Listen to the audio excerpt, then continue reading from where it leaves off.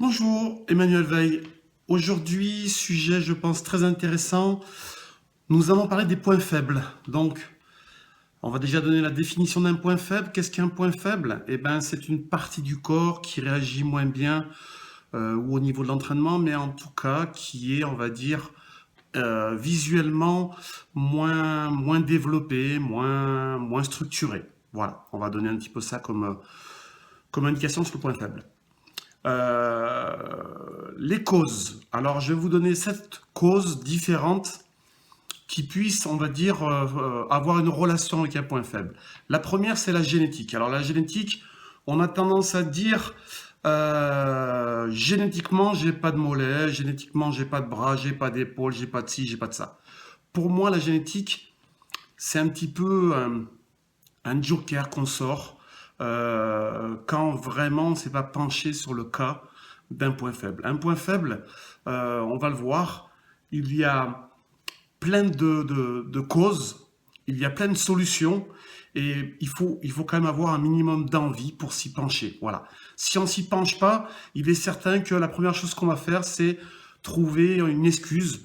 Et la génétique est vraiment peut être une excuse. Alors oui, génétiquement, on peut avoir des muscles courts, on peut avoir des muscles longs, on peut avoir des muscles avec des attaches très très hautes, donc qui peuvent quand même se développer, mais qui feront peut-être moins, on va dire, volumineux que d'autres qui seraient plus longs, mais ceux plus longs seront plus longs à développer. Donc, il y a toujours des avantages et des inconvénients dans le physique qu'on peut avoir. C'est à nous de bien pouvoir en tirer les bénéfices. La deuxième cause, donc si on en revient à la génétique, à mon avis, la génétique, on doit pouvoir enlever ce pourcentage de génétique. La deuxième cause, les accidents. Les accidents, c'est quoi? C'est euh, par exemple, en squattant trop lourd à la longue, je me pince le nerf sciatique. Le nerf sciatique, à un certain endroit, n'arrive plus à irriguer, par exemple, mon mollet, hein, si c'est sur les dernières lombaires. Donc, ça a une relation avec la partie basse de la jambe. Donc, et sur le mollet, ben, comme il y a moins d'irrigation nerveuse, ben, tout doucement, je vais voir mon mollet, on va dire, diminuer en volume ou ne plus réagir musculairement. Donc ça peut être un point faible dû à un accident. Après, il y a des accidents musculaires, une déchirure musculaire, ou comme moi, par exemple, un accident de la route, donc de moto, où en tombant sur le sol, je me déchire les deux triceps, donc j'ai 2 trous dans les triceps, et à ce moment-là, eh ben, esthétiquement, ça se voit. Alors, on peut se dire, ben, j'ai plus de triceps, donc je ne fais plus rien, je fais plus les triceps. Non, moi c'est l'inverse, hein. Je me suis mis encore plus dans le but d'avoir des triceps qui soient énormes pour que même si on regarde la déchirure, eh ben, elle ne soit pas flagrante et que ça ne soit pas un handicap par rapport au physique. Après, il y a un troisième point qui, pour moi, est un gros point, qui est le manque d'envie. Voilà. Souvent, j'aime faire certains groupes musculaires, et les débutants, souvent, c'est les pecs, les biceps, les choses comme ça. Et il y a des groupes musculaires que j'aime pas, comme souvent les cuisses, parce que ça fait mal, c'est dur, c'est fatigant. Euh, Malheureusement, quand on n'aime pas, on va créer un point faible. Et ça, on ne s'en rend pas compte parce que ça va se faire, on va dire, jour après jour, régulièrement. Euh, il est certain qu'il faut à ce moment-là déjouer les choses et prendre dans le chemin inverse. Ça veut dire il faut arriver à trouver l'envie et la motivation pour travailler ce point faible. Alors oui, ça va vous demander du courage, ça va vous demander des idées pour vous motiver, peut-être des photos, enfin à vous de trouver, mais en tout cas ce manque d'envie emmène à un point faible, ou en tout cas il va entretenir ce point faible. Après, il y a, on va dire, les mauvais entraînements. Les mauvais entraînements, donc quatrième cas, où l'entraînement est mal structuré, ou structuré avec trop de mouvements d'isolation, ça fait que au niveau du volume musculaire, souvent ça a du mal à réagir. Donc, il faut avoir affaire à un coach ou on va dire se relancer dans les études ou ouvrir des livres et se rendre compte qu'il y a quand même, on va dire, une structure de l'entraînement. Il y a quand même, on va dire, un b.a.-ba à apprendre par rapport à l'entraînement. Ça ne se fait pas comme ça. Sixième point, le surentraînement. Donc le surentraînement, Qu'est-ce que c'est?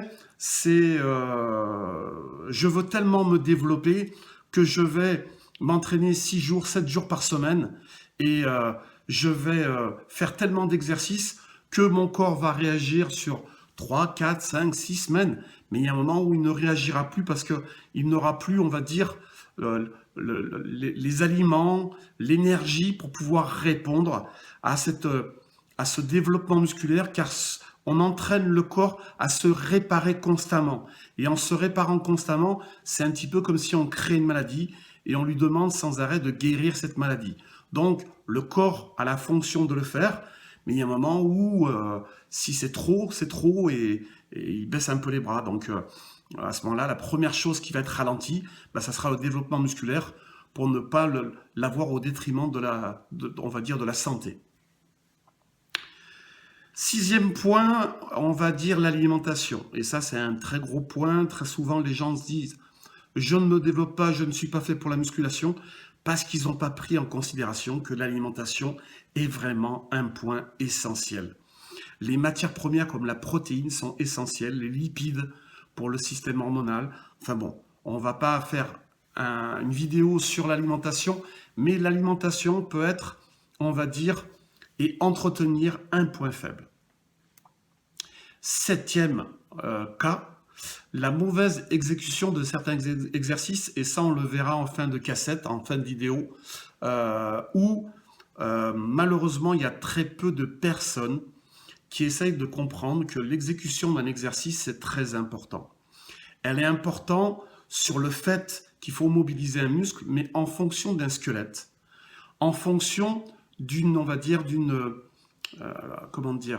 structure musculaire. On a tous une structure musculaire différente, avec des attaches différentes. Alors oui, vous allez me dire, le biceps, il est attaché au niveau de l'épaule, il va descendre jusqu'au creux du bras, oui. Mais malheureusement, pas forcément au même endroit, identique sur les os, sur une épaule qui est en rotation interne ou en rotation externe. Et tout ça, on va se rendre compte que ça change beaucoup de choses dans l'entraînement. Mais ça, on y reviendra. Quelles sont les solutions pour arriver donc à répondre à un point faible? Là-dedans, il faut y mettre 2 cas. Il faut y mettre 2 cas, ça veut dire on peut avoir des solutions quand on est naturel. On peut avoir des solutions quand on n'est pas naturel. Pareil, je n'encourage pas au dopage, simplement je réponds au thème de cette question, les points faibles, car les réponses sont différentes si on a des aides ou si on n'a pas d'aide. La première chose qu'on peut faire, c'est ce qu'on appelle la pré-fatigue.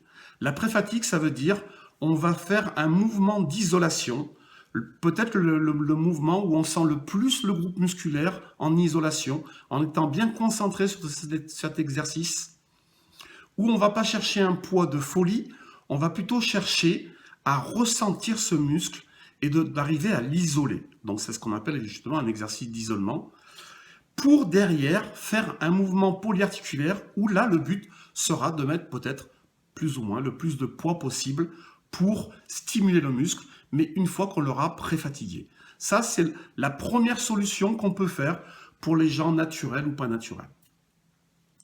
La deuxième solution, c'est ce qu'on appelle des priorités. Alors la priorité, il faut faire attention parce qu'on peut faire des priorités un petit peu n'importe comment. La priorité que moi je vous propose, c'est de travailler un groupe musculaire en début de semaine. Ça veut dire mon point faible, mais je vais commencer le lundi par ce point faible. Et qu'est-ce que je vais faire? Eh bien, par exemple, le samedi, dimanche, je vais me reposer. Ça fait que mon corps sera entièrement reposé et sera, on va dire, rempli d'énergie et de tous les aliments qu'il faut pour pouvoir répondre à la demande de l'entraînement pour ce point faible. Je vais l'entraîner du mieux possible en essayant de le sentir le plus possible, avec le plus de poids possible et le plus d'intensité possible. Et le lendemain, le mardi, je vais me reposer pour justement que ce muscle, qui est, on va dire, un point faible, puisse se restructurer le plus possible. Et je vais composer après le reste de mes groupes musculaires sur le reste de la semaine, sur le mercredi, jeudi, vendredi, samedi, enfin, ou plutôt mercredi, jeudi, vendredi, puisque le samedi et dimanche, ça sera des jours de repos. C'est une solution qui marche très très bien.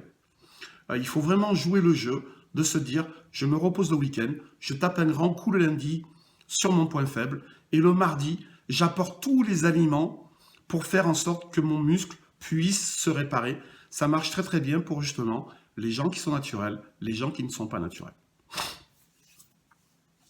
Troisième point, faire le groupe musculaire plusieurs fois par semaine. Attention, parce que ça peut amener tout doucement vers le surentraînement. Attention, parce que il faut prendre conscience que quand on veut avoir un point faible, il faut arriver à taper dessus et le laisser reposer pour que justement, c'est ce repos qui va l'aider à se structurer pour se développer. D'accord? Donc je dirais, pour les gens naturels, il faut vraiment, on va dire, bien structurer l'entraînement pour faire en sorte que si on tape 2 fois sur ce groupe musculaire, ce ne soit pas ce qu'on appelle un rappel avec 2-3 petits exercices, que ce soit vraiment 2 vraies séances. Avec peut-être, on va dire, d'autres groupes musculaires qu'on met légèrement en sommeil dans la semaine et des séances assez espacées pour que le corps puisse récupérer entre ces groupes musculaires qui sont un point faible. Quatrième solution, une solution que j'aime bien, parce que très souvent, quand on a un point faible, c'est quelquefois un muscle qu'on n'arrive pas à sentir. Moi, j'ai toujours été un fan de sortir des sentiers battus.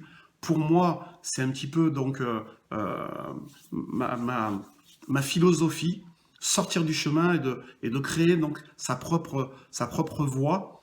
C'est de se dire, je vais faire 100 répétitions sur un exercice d'isolation pour arriver à ressentir ce muscle-là. Pourquoi? Parce que vous allez vous rendre compte que déjà, nerveusement, vous allez vous rendre compte si ça s'éparpille ou si ça s'isole. Première chose. Deuxièmement, vous allez vous rendre compte que si jamais vous arrivez à vous isoler dans cet exercice et dans ce groupe musculaire, vous allez le ressentir comme vous ne l'avez jamais ressenti. Ça va aider à avoir un meilleur influx nerveux, ça va aider à avoir une meilleure irrigation et ça va vous aider après à structurer une concentration sur votre muscle ciblé. Voilà. Les 100 reps, sur toutes les personnes que j'ai suivies, hein, on va parler de Pascal, qui se reconnaîtra, à l'époque, j'étais un des seuls à faire ça, et j'ai plein de choses sur lesquelles j'étais, on va dire, un débutant, et dans ce côté débutant, j'étais plus dans la recherche que dans le fait de suivre, on va dire, une convention de la musculation qui était lourd pour prendre du volume musculaire, léger pour sécher. Voilà, j'ai jamais été d'accord avec ça et on en sort de plus en plus. Donc les séries de 100, ça peut être un entraînement très intéressant. Après, qu'est-ce qu'il y a? Il y a quelque chose que j'ai piqué à Arnold Schwarzenegger, qui était principalement pour les mollets, où le jour où Arnold a voulu développer des mollets, qu'est-ce qu'il a fait? Il a fait 2-3 séries de chauffe de 100 reps debout, 2-3 séries de chauffe de 100 reps assis, pour dire je chauffe le tout. Et après, il a fait 3-4 séries debout, donc 3-4 séries assis pour les mollets, avec du poids. Et tous les jours, il a rajouté une série aux 2 exercices lourds, debout et assis. Et tous les jours, comme ça, pendant 3 mois. Donc, oui, ça fait un très gros volume musculaire. Mais ça permet de se rendre compte que si on matraque un muscle, logiquement, on a quand même du résultat. On part du principe que le travail paye toujours et que si il paye avec une alimentation, avec, on va dire, un équilibre de votre organisme, ça fonctionne. Bien sûr, ça fonctionne plus pour les gens qui ont une aide ou qui ont beaucoup de compléments alimentaires. Plus on est naturel, moins on a une alimentation, on va dire, qui est visée performance, moins ça fonctionne sur ce système-là. Après, la correction des exercices, c'est un petit peu ce que je vous disais. Donc, on va le voir par rapport aux épaules. Corriger un exercice, c'est hyper important. Alors, à l'heure actuelle, on oublie que l'entraînement peut être intéressant et il faut arriver à le faire sous forme de jeu. J'ai jamais aimé la musculation pour me dire, je suis un bourrin, je mets du poids et je pousse et je vais aller comme ça pendant 10 ans, 20 ans à la salle. Pour moi, ça m'aurait lassé très rapidement. Pour moi, une salle, c'est un combat, mais c'est aussi un centre de recherche, un centre de jeu. Donc, j'aime me créer, on va dire, des solutions intéressantes et ludiques pour pouvoir faire en sorte que l'entraînement soit un plaisir et pas, on va dire, une corvée. Zut, je vais à l'entraînement. Voilà. Si vous êtes dans la voie de vouloir faire des recherches, de vouloir faire, on va dire, de vous enrichir intellectuellement, vous avez tout gagné. Vous allez vous rendre compte que l'entraînement est hyper intéressant. Avec l'alimentation, avec tout le reste. Donc, pour l'exécution, on va dire, d'un exercice, il est important de prendre en considération, on va dire, la forme de l'exercice, donc déjà une contraction et un étirement maximal sur l'exercice. Et deuxièmement, d'arriver à isoler ce groupe musculaire. Nous allons prendre comme exemple les élévations latérales. Les élévations latérales, c'est un exercice que je vois faire très souvent dans les salles, qui est fait un petit peu, je ne vais pas dire n'importe comment, mais jamais en fonction du physique de l'athlète. L'athlète devrait, pour les élévations latérales, regarder déjà la forme de son squelette. Je vous prends mon exemple. Je suis, regardez bien, avec des clavicules qui tombent, avec une épaule qui est, on va dire, pratiquement rentrée vers l'intérieur. Donc, ça veut dire que mon épaule rentrée vers l'intérieur, si je fais des élévations, on va dire, comme on voit le plus souvent dans les centres de remise en forme, je monte à l'horizontale, je redescends, et bien, j'ai 60% de travail sur l'externe de l'épaule et j'ai 40% sur le trapèze. Et moi, avec la forme de mon squelette, avec ma génétique, le trapèze, je le sens très facilement, je ne les ai jamais travaillés de ma vie, ils viennent tout seuls. Donc, je suis plus dans le but d'annuler le travail des trapèzes que d'arriver justement à faire en sorte qu'on va augmenter ce travail de trapèze. Donc la forme du squelette va déterminer un petit peu le choix de l'exercice de l'élévation latérale. Déjà, la première chose en élévation latérale, il faut oublier le poids. Le poids est un accessoire, mais je vois trop de gens plier les bras et faire des épaules comme ça parce qu'ils veulent mettre des gros poids. Ils sentiront jamais, on va dire, le latéral, ou alors ça veut dire que génétiquement, justement, ils ont une prédisposition, ou alors au départ, ils ont fait beaucoup d'épaules, donc maintenant, ils le sentent très facilement. Mais en tout cas, pour certaines personnes, il va falloir trouver des astuces. Pour moi, personnellement, c'est plus facile le fait d'avoir donc le trapèze qui soit tout de suite, on va dire, sollicité par rapport au deltoïde externe. Ben, il est plus facile de partir devant, légèrement devant, et de remonter, on va dire, justement, à la verticale de mon épaule, et de ne pas monter plus haut. Tout simplement, je descends, je remonte. Et si jamais je continue de monter, regardez, justement, c'est mon trapèze qui se raccourcit, c'est le trapèze qui prend la suite de l'exercice. Donc, mon élévation latérale, elle va se faire comme ça, si je veux faire une élévation latérale traditionnelle.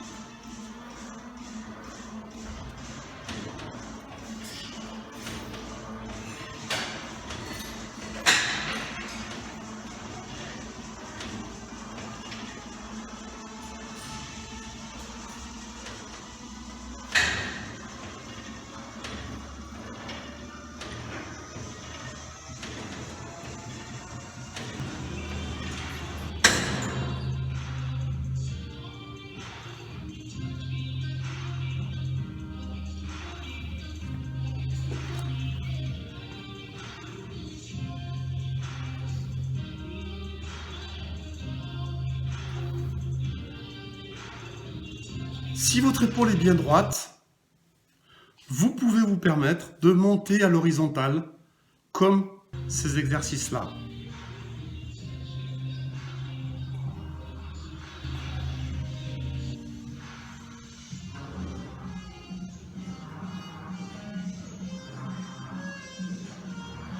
Si jamais votre épaule est légèrement rentrante, justement à ce moment-là, on va la mettre légèrement en extension et en rotation externe pour pouvoir faire en sorte que le latéral soit bien sollicité et que votre trapèze ne rentre pas justement en fonction comme cet exercice-là.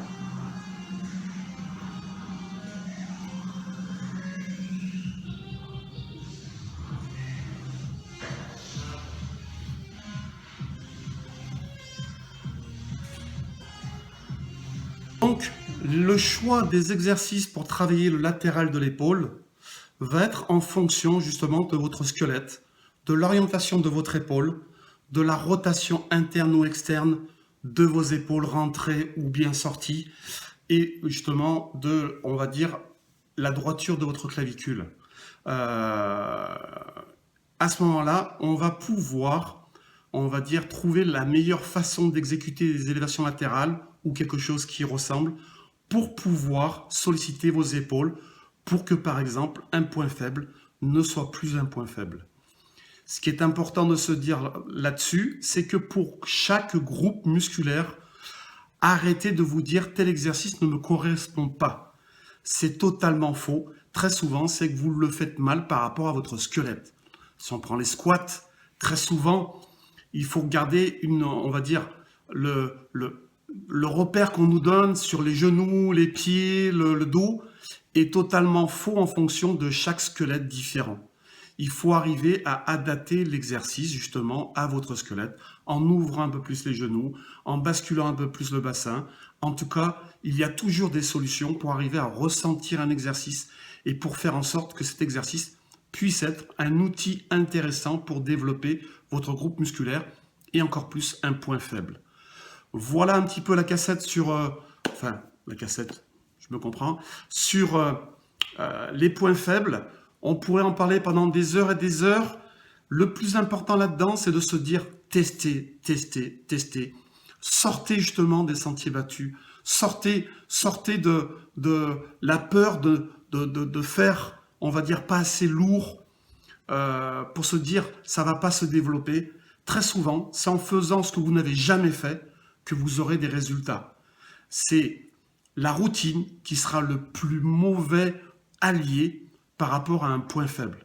Donc, n'ayez pas peur de changer et de chercher des idées à droite à gauche et de prendre quelquefois un professionnel pour vous aider justement à modifier ces points faibles. Bonne journée, bon entraînement. Je reviendrai sur d'autres sujets. On m'en a envoyé pas mal. Je suis pas mal occupé en ce moment, donc c'est vrai que mes vidéos sont un petit peu espacées. N'hésitez pas à liker sur ma chaîne, de venir me poser des questions ou de me donner des idées de prochaines vidéos sur ma page Facebook. Bonne journée, à bientôt et j'espère, parce qu'aujourd'hui il fait pas beau, qu'on aura un été qui sera vraiment un été sympa. Bonne journée.